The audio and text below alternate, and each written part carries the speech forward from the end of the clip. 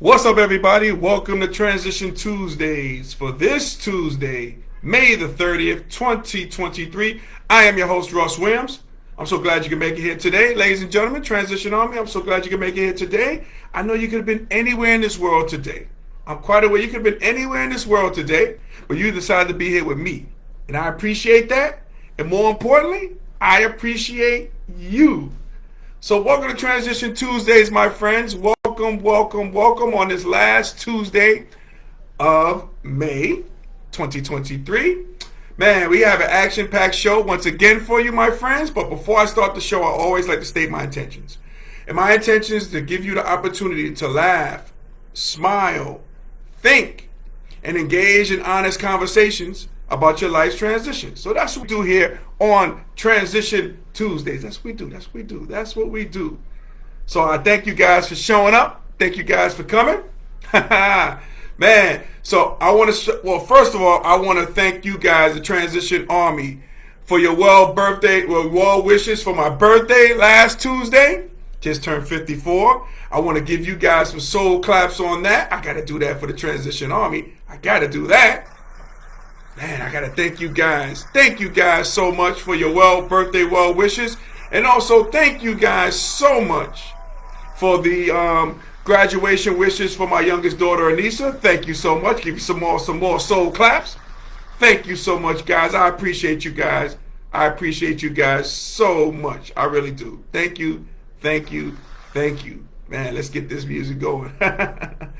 Yeah, man. So, yep, had a great time.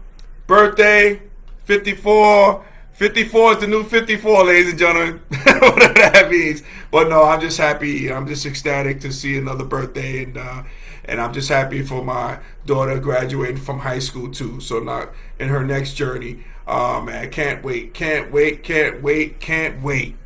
So let's do this, ladies and gentlemen, Transition Army. Let's do this. Let's talk about some transitions. And let's talk about the transition. Man, the NBA Eastern Conference Finals between the Miami Heat and the Boston Celtics. Game 7, in which the Boston Celtics were trying to make history. They were going to be the only team to ever come back from a 3-0 deficit and win the finals. Man, and I'll tell you something. That Game 6 in which they won to force a Game 7, I thought that was it for the Miami Heat. I thought the wind was completely taken out of their sails. I thought they were done with that basket by White, and that basket did go in. You know, that was a great play, man. And like I always say, a lot of times in basketball, when it comes down to the wire, you got to always watch out for the second shot. The second shot is usually the one that's victorious. And that's what happened to Derek White. He was able to make the shot. Man, great play. Just dove to the basket, put it in well in 0.2 of a second before the light came on. Because again, people are watching, got to understand with the NBA game, and I think the college game too. Okay, it's not the horn, it's not the 000s, it's the light that comes on. That's what you have to be aware of, if the basket is good or not. So Derek White did a great job on that. And I thought the Miami Heat were done. They were going back to Boston. Man, they had Uncle Mo on their side. That's Uncle Momentum. And I thought they were going to absolutely massacre the Miami Heat. But boy, was I wrong. And I tell you, man, the Heat won by 19 points. Man, and it was a combination, I'm hearing Charles Barkley, and I take Charles Barkley on the nose. Again, the Boston Celtics did the Miami Heat a favor by missing all those threes, attempting all those threes, went 0 for 10 at the first quarter. And again, when you're going 0 for 10, you got to have a plan B. You got to have some mid-range game. You got to get some, shots to the basket, something. You just can't continue to shoot. You're going to live by the 3 and die by the 3. And the Boston Celtics clearly died by the 3 this game. Clearly died by it. And Charles Barkley eloquently brought that up. Man, it was just disheartening to watch that. 3 after 3 after 3, and then you got Jason Tatum. He hurt his ankle as well. Man, it was really crazy. Man, and speaking of somebody who is not crazy, We got Felicia from The Rock joining us today. What's up, Felicia? Welcome to Transition Tuesdays. Welcome, welcome, welcome. We got my guy Darrell on the check-in. Welcome, Darrell. Welcome to Transition Tuesdays. Welcome, welcome, welcome. Felicia says, checking in from Rockville, Maryland. Love the color on you. Very summer-like. That's right. Appreciate that, Felicia. Appreciate that. And we got Darrell says, the 8th seed in the finals. Crazy. That's right. They are the second team to do that. My beloved New York Knicks did it in 1999. That was a shortened season, which the Knicks was the number 8 seed, but they weren't a true 8th seed because it was a strike season. So the games were shortened that year too. It wasn't an 82 game schedule. I think it was like a 50 or 60 game schedule. But my Knicks were the first one to go to the finals. Now the Miami Heat, the 8th seed, is going to the finals. We got my guy Charlie from Minnesota joining us on Transition Tuesdays. Welcome, Charlie. Welcome, welcome, welcome. Charlie says, greetings from beautiful Red Wing, Minnesota. Absolutely. Wow, would have bet the house on Boston. Me too. Me too. I think a lot of people lost money on these FanDuels and all this stuff like that. I'm with you, though, Charlie. Would have bet the house on it as well. Man. And I'm betting the house, too, Charlie, that we get Cat from you guys in Minnesota. I think you can book that, Charlie. I think you can book that. We'll take him. Maybe you can do a swap if you like. If you guys want Randall, you can have the guy. But thank you, Charlie, for joining us, man. I appreciate you. So, yeah, we were talking about the Boston Celtics. So the Boston Celtics, the threes, and again, the first play of the game, Jason Tatum really twisted his ankle pretty bad. Man, it was really, really gutty how he was able to play through that. But he twisted that pretty good, man. Pretty good ankle injury. And he was never really the same, even though he scored an X amount of points. But, man, that took his toll out. You could tell by his face, you know. But got to give the credit to the Miami Heat. I tell you, man. Is it the culture? I don't know, man. Jimmy, playoff Jimmy, you know, he did well. Man, Caleb Martin, who should have got MVP? Who should have got the Larry Bird Trophy, MVP trophy? We'll talk about that a little bit. Caleb Martin, man, we're going to talk about him as well. But again, man, I don't know. Is it Pat Riley? Do I give this guy the credit? The former Knicks coach? Oh, my God, who faxed in his resignation, man, with the Knicks. Do we got to give him credit? Oh, man, I tell you. But, man, the Miami, he did it. And I know they are underdogs against the Denver Nuggets. Denver Nuggets is a great team. But, again, could it have been the coaching? You got Eric Spoelstra. You know, here's a guy who's going to be a Hall of Fame coach, 15th year in it. And you got Mazzulla, I think, right? He's the first coach, experiencing this for the first time in the finals at 34. It could have been a question of coaching, but I guess when you get to a game 7, you throw that all out the window. And shout out to Jimmy Butler with the premonition. I saw on TNT how he talked about last year when they lost to the Celtics in the finals. At the podium, he just says, we're gonna learn from this. We're gonna be in the same situation next year, which is this year. And we're going to take care of business. Man, shout out to TNT for digging that up, too, as well. My guy, author Quashawn Davis in the building. What's going on, sir? Welcome to Transition Tuesdays. What's the name of the book, author? Give me the name of the book, man, so we can plug the book that you have currently out there, man. Please do. Please send me that. Okay, put that in the comment bar. Author says, Jimmy Butler now should be considered among the top dogs in the league. Absolutely. Yo, he definitely is. I think he was second team All-NBA. Again, he just brings it to another level playoff-wise. And he is considered one of the top dogs. No doubt about that, man. No doubt about that. Charlie says, Denver in 5. What do you think, Russ? I don't know about that there, Charlie. I think you can't, us speaking of Jimmy Butler, I think Jimmy Butler's going to get them a split in Denver. These first 2 games, I just got a feeling I'm not counting that guy out. I think he can get a great player like him, can definitely get you a split. And I think if you get a split there, I think Denver could probably be winning in 6. But I don't see 5 on that, Charlie. I don't see 5. I think 5 is a tough, tall task. Especially the way Again, the Heat have momentum now. Denver, they've been off, I think, it'll be like 9 days, almost 10 days, so they might have a little rust that first game. So it might be a great opportunity for the Miami Heat to get them that first game, so they can fight off that rust, That might be a good way to do it. And the way they playing, I can see that. I wouldn't bet against them. Darrell says, definitely, hold on one second. Let me pull this up.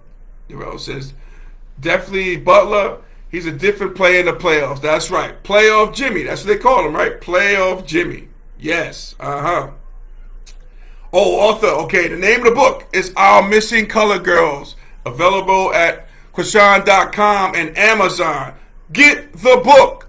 My guy, author Quashan Davis. Get that book, Our Missing Color Girls, available on Amazon and Quashan.com. Check out both. We got to support. Man. Great book, too. Gotta support it. My guy Charlie says, just thinking, can't be a lot of gas left in the Heat tank. Yeah, that's true. Can't be a lot of gas left. But, again, this will be an opportune time for them to use Uncle Momentum and steal that first game. And count on the rust that the Denver, the Denver Nuggets have. Because you can't simulate a game. You can't simulate game speed in practice. It has to be done in a game. So this would be an ideal way to steal game one there in the playoffs. In the finals. That'll be an ideal thing to do. I gotta wipe my glasses off. My glasses are so dirty. Yeah, so that can be done. So Charlie, again, I don't see them winning the games. I don't see them winning in 5, maybe 6. I see that. And they are the better team. I know they're highly favored. I know in Vegas and stuff like that. So, but I see that in 6, not 5, and definitely not a sweep. My man Arthur says, "Thanks, Russ.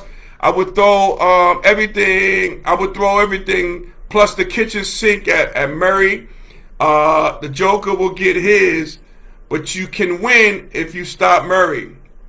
That's true, and I think the strategy about the Joker is you got to let him get his points. Let him score a bunch. You just don't want to let him let everybody else get involved. So if he gets 40, even if he gets 50, I think you got a good shot of winning. Whereas if he's getting a triple double and those things, and he's getting a lot of rebounds, he's getting everybody else involved because he's kind of like a point center. That's what he really is. He gets the rebound. He'll bring it up. He'll a great pass, great assist. So let him get his, and then try to safeguard everybody else. And you got a great opportunity to win the game. I think so. I think they got a great opportunity to win that game and possibly the series. Again, you got to think about coaching. Okay? Mike Malone, very similar to, young coach. I played against Mike Malone at Loyola, Maryland. Good guy, too, man. Good guy. Couldn't happen to a better guy, too, man. He's a great guy, great coach. But you got Coach Sproul. He's been there for years. The pedigree, he can do it. He can get it done. I think they can get it done. But the Heat might come on there and pounce on them early. And let me talk about briefly about MVP, Jimmy Butler got MVP, but Caleb Martin should have got MVP. That guy had an amazing series. And do you guys know the story about Caleb? Caleb Martin, how he was playing. His good friend is Cole, right? J. Cole. And apparently he was playing in a kind of like he knows Cole very well. And apparently J. Cole contacted the Miami Heat brass. First, he contacted Caron Butler. They call him Tough Juice. He has a great book, too, called Tough Juice, right? So he contacted him and told him, listen, man, I got this guy who I play with all the time. Man, can you guys get him a workout? Then it seems like Caron Butler reached out to Pat Riley. They got the guy a workout, and the rest was history. That's how he got involved with that. And you talk about a guy who should got MVP in the Eastern Conference Finals. He had a phenomenal finals.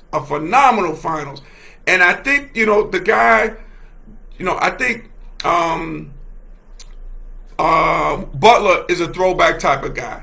I can see Butler, getting the award, but I can see Butler giving that trophy to Caleb Martin because he knows and everybody else knows he should get MVP. I can see, Butler because he seems like a throwback type of guy. Take the pictures with the trophy and everything like that, but I can see him presenting that to Martin. I could just see that. I could definitely see that with him as well. Darrell says, wasn't Caleb from the G League? I believe he was. I think he was. No, yeah, I think he was playing the G League. Where his brother, his identical brother, was playing with the Hornets. So yeah, he's just playing directly G League. Again, but J. Cole, they was able to work that out. J. Cole was a good basketball player too. I mean, he's not a pro. I think he's playing in the African Basketball League. I know he was a walk-on at St. John's. So he saw something in there. He saw something in him.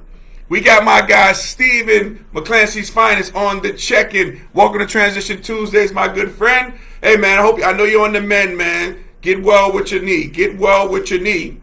And Stephen says both Martin and the other guard, Vincent, number 2, were pivotal. Absolute. Those guys were pivotal. Undrafted players. Duncan Robinson, too, throwing a splash at him as well. Man, these guys are coming up big, man. When you come up, the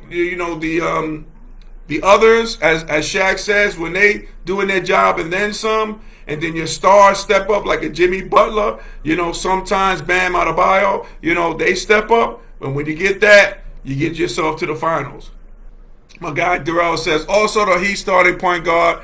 That's interesting, guys. That's interesting, guys, from the G League coming in and making a statement. Like Pascal on the Toronto Raptors in 2019. Absolutely. Yep. He made a boatload of money. Now he's an all-star now. So, man, it can happen, man. The Miami Heat, don't sleep on the Heat. I think that should be their mantra now. Don't sleep on the Heat. Especially with Spoelstra there and playoff Jimmy there as well, man. So these guys are making a thing. Should be a great finals. I'm looking forward to it. Man, that starts on the 1st, June the 1st, that Thursday. So I'm thinking, I say it right now, I think the Nuggets win in 6, Nuggets in 6, but it should be an entertaining game. And I think if the Heat can steal this first game, very similar to, I don't know if you guys remember the day, actually they're making a little documentary about it on NBA TV, about the Philadelphia 76ers. Remember when the Sixers went to the championship that year and they stole that first game with the Lakers, and then the Lakers proceeded to do the gentleman's streak, gentleman's sweep and win the next 4 games, but they stole that first game. I think the Miami Heat have to do the same thing. The Miami Heat have to do definitely the same thing. They got to do the same thing. Charlie also says, let me see. Let me hold on one second. Just make sure. Anybody else? Okay. Nope. Oh, Charlie commented earlier. Okay, cool. All right. Charlie, what do you think about that trade, though, Charlie? Cat for, what's the guy? Julius Randle. What do you think about that trade? And if you like, Charlie, you can throw in the guy Edwards, too. I know you guys are going to throw him in. But as Darrell said, I watched that series every day on NBA TV. 2001 finals. Yes. Great finals. And they're going to make a documentary on that. Yup. They're going to make a documentary on that. I saw that with Allen Iverson, Larry Brown, the whole 9. So they're going to make a documentary on that particular finals. But again, keep that in mind. That's when the Philadelphia 76ers, and I'm surprised my guy Uncle Smoothie's not on here, because the Sixers stole that game 1. The Miami Heat can follow that same recipe. And also, speaking of Sixers, they just hired Nick Nurse, the former coach for the Toronto Raptors. That's a great hire. That's an absolute great hire. So, Smoothie, if you're out there, man, you guys had a good hire there, Philadelphia 76ers. Nick Nurse, that's a good choice. And I'm glad that happened. You know why? Because I think either Doc Rivers or Monty Williams, 2 former Knicks, I think they're going to be, one of those guys going to be the new coach of the New York Knicks. Just saying. Just put it out there. Hope that happens. I hope that happens. So, looking forward to Thursday. Looking forward to the fun. Man, but shout out to the Miami Heat, man. And, shout out to the Boston Celtics, too, for forcing a Game 7 You know, couldn't seal the deal, but hey, now it is what it is. Heat, Denver Nuggets, NBA Finals. Can't wait to watch it. And I know you guys are going to be watching as well. Let's see if anybody else commented. No. Okay, good. So, ladies and gentlemen, Transition Army, if we were able to make you laugh, smile, and think during this broadcast, my good friends, you have accomplished something major today. So celebrate your victory. Celebrate your victory. Big or small, ladies and gentlemen, Transition Army, celebrate your victory. You deserve it. Celebrate it, man. Celebrate, celebrate, celebrate. Theme music. Here we go. Yes, yes. All right. All right. So, ladies and gentlemen, Transition Army, I want to thank you guys from the bottom of my heart for you watching Transition Tuesdays each and every Tuesday. I want to thank you guys for doing so. You can watch this episode and our past episodes on our YouTube channel, Transition Tuesday. So make sure you go on there and like and subscribe. All right? Please do that. If you haven't been following me already, you can follow me on Russ Will Transitions. That's Russ Will Transitions with an S. You follow me and I'll follow you back. Definitely. Okay? I want to shout out everybody who watches, again, each and every Tuesday. That's you, Transition Army. That's you in the back there. That's you behind this. That's you behind the sofa. That's you. That's you, and I appreciate you guys. I really do. Also, I appreciate our corporate sponsor, Sweet Candy Cafe, and the home of Southern Sweetness in downtown Lumberton, North Carolina. So after the show, we are almost done. Make sure you go to sweetcandycafe.com to order your confectionery goodies. And shout out, I'm glad Felicia's on here because Sweet Candy Cafe was recognized at the biggest candy expo in the world in Chicago. Okay? Sweet Candy Cafe was recognized. You're getting quality product from Sweet Candy Cafe. So you better get there and order sweetcandycafe.com and order some confectionery goodies. Your taste buds will thank you. So shout out to you, Felicia, and sweetcandycafe.com. 10 years, celebrating 10 years of excellence. Man, oh man. Man. So, ladies and gentlemen, Transition Army, as we always say at parting, happy transitioning, and we'll speak to you soon. Take care, everybody. God bless.